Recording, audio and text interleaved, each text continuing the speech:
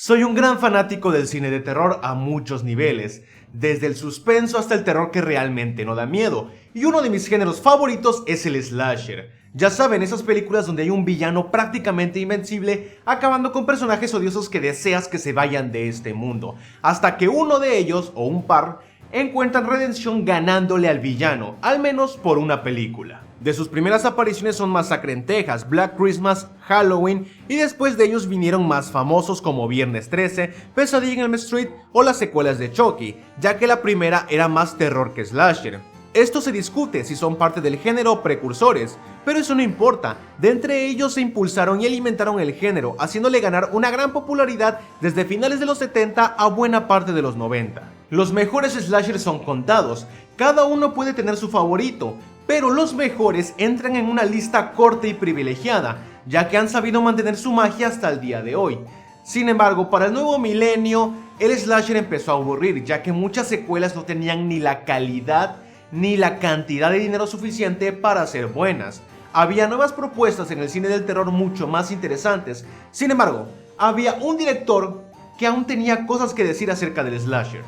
Wes Craven, uno de los directores más populares del cine de terror, dirigiendo La última casa a la izquierda, Las colinas tienen ojos y por supuesto Pesadilla en Elm Street, por lo que podríamos esperar una gran película de terror, uno de los fundadores de los slashers dándole un toque refrescante y moderna al género con Scream, protagonizada por Neve Campbell y David Arquette, donde enfrentan a Ghostface, un asesino vestido de negro con una máscara que grita, asustando a sus víctimas acosándolas para después acabar con ellas. Parece una propuesta interesante, pero para mí fallan demasiadas cosas, de las cuales me parece que la hacen una saga de películas mediocres tirando a malas, y que me parece que contienen al peor slasher de la historia. Voy a ahondar mucho en las películas, ya que para mí son un problema. Si fuera un slasher normal, con un villano normal y proporcionara muertes creativas, pues fueran películas normalitas. Pero estas películas no se creen normalitas, se creen mejores. En su sátira y comedia, se ve por encima del hombro a los otros slashers, como si fueran mejor que ellos, cuando en realidad es que no es así. Las muertes son demasiado limpias, la historia es absurda y sobre todo su villano no lo hace nada bien. El principio me parece adecuado, presentando a Ghostface como un loco que puede sorprenderte y acabarte a pesar de que seas una actriz famosa, cosa que en otras cintas jamás ocurriría. Pero después de eso todo se va para abajo. Ghostface constantemente falla en atacar a una típica adolescente, víctima básica de un slasher, se tropieza, tiene momentos ridículos, tanto que si intercalo escenas de Scream y Scary Movie ni siquiera te darías cuenta de cuál es cuál. Y es que el problema está en el planteamiento de este tipo de películas, siendo que el villano es un humano normal y no un ente supernatural, llevándolo a soportar cosas que no debería soportar, a hacer cosas que no debería poder hacer y demás incoherencias en esta saga supuestamente mejor. La justificación antes era sencilla, y es que no nos topamos con un humano, sino con un ser que va más allá de las capacidades y en maldad. En este caso, aquí había dos Ghostface, ya que sí, aquí el enmascarado se revela porque una parte importante de la película es intentar adivinar quién es el villano, otro aspecto en el cual para mí la película falla. Un ejemplo de esto es Dark Knight, en el que la revelación de los que traicionan a Harvey Dent y Gordon tiene sentido si vuelves a ver la película y prestas atención a las actitudes y diálogos de ciertos personajes, en este caso los traidores, mientras que en Scream no te dan nada de indicio para que creas que estos dos son los asesinos, hasta te dan una falsa revelación que después confirman, añadiendo toda la información al final que el espectador no tenía en un principio, y que da igual cuántas veces la veas, no hay razones válidas para sospechar de estos dos. ¿Y por qué hay dos? No porque la trama lo requiera en sí, o porque los personajes tengan un plan maestro, sino porque los escritores no se decidían en qué era más aterrador, si el villano tuviera motivación o no la tuviera. Y como no se decidieron, metieron las dos. Sí, una decisión más que mediocre. Un villano, sobre todo de un slasher, debe cumplir con ciertas características para que funcione. De entre ellas es que sus apariciones deben ser tétricas, perturbadoras, aterradoras, para que logren la función de hacer sentir al espectador lo que siente sus víctimas, que sientan el terror en sus ojos. Sin embargo, Scream no hace para nada esto con Ghostface, sus movimientos son ridículos, se tropieza constantemente y su actitud, más que de alguien demente, es de un youtuber de bromas de terror. porque es complicado hacer ver intimidante a este tipo. Es un monje con una mueca en su máscara que te persigue agitando los brazos como un niño. Por esto te digo que Ghostface es un pésimo slasher, sino que el peor. No lo hicieron ni una máscara propia, ya que la compraron para la película. No fue diseñada, vamos, que en identidad tiene este pobre perdedor. Algo que odio de una película es que genera alguna ambientación, establezca reglas y después por sus santos huevos la rompa para que algún personaje tenga sentido de alguna forma. Ejemplo, en la saga Viernes 13 poco a poco se nos desvela a Jason como un zombie superpoderoso, matando adolescentes apoyándose en su superfuerza y super resistencia. Pero en Viernes 13 parte 9 resulta que Jason muere a base de una explosión, pero un alien demonio raro posee diferentes cuerpos y que así evita morir. Una absurdez que convierte a esta en la peor película de la saga.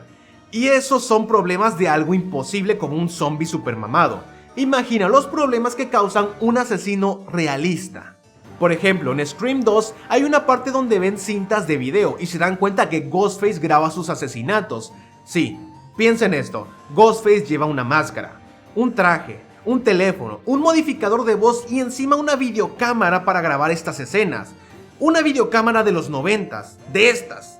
Todo súper realista, ¿verdad, Wes Craven?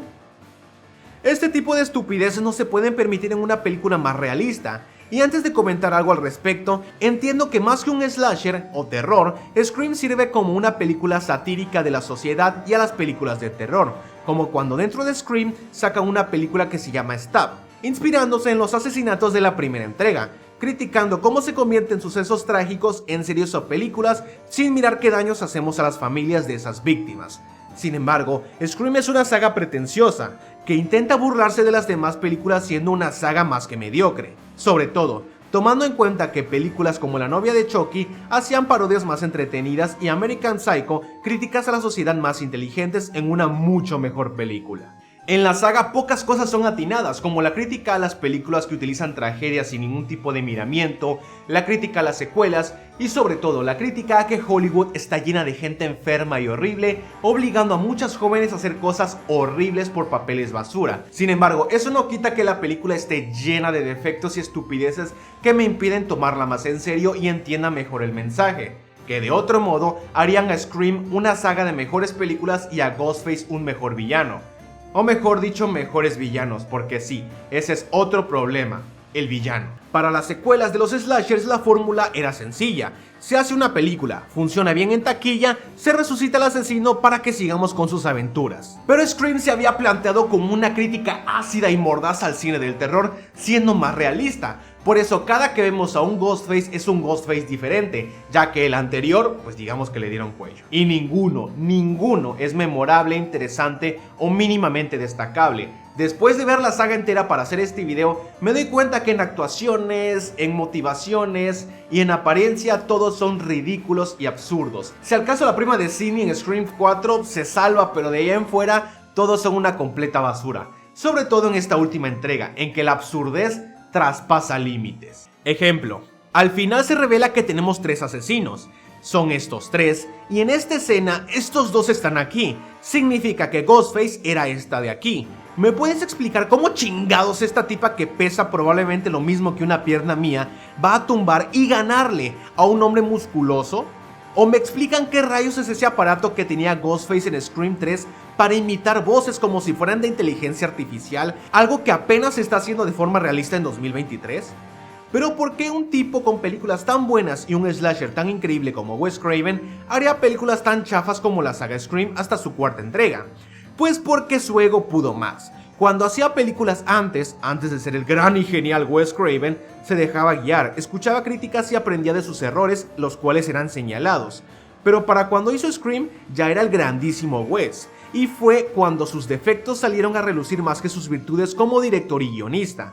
Más de esto podemos ver en La pesadilla final, donde varias veces se habla de él como un genio, cuando la película resultante es una completa basura. En general, Scream me parece una saga entretenida de ver, pero que no pasa de ahí. No entiendo cómo Ghostface se volvió tan icónico entre los slashers. Para mí no cumple para nada ninguna característica que hace un slasher icónico, como Leatherface, como Freddy Krueger, como Jason, Michael Myers o incluso Chucky. Si al caso la pondría en la categoría de slasher serie B, pero es que incluso ahí hay mejores opciones para ver y disfrutar en este tipo de cine. Eso sí, la nueva trilogía me parece mejor que la saga original, la verdad. Una lástima que no se va a poder terminar por temas externos a la película, ya que parece que ni siquiera su protagonista original quiere saber ya nada de Scream. Veamos qué le depara en el futuro a Scream 7, porque la verdad no pinta nada bien. Hasta luego.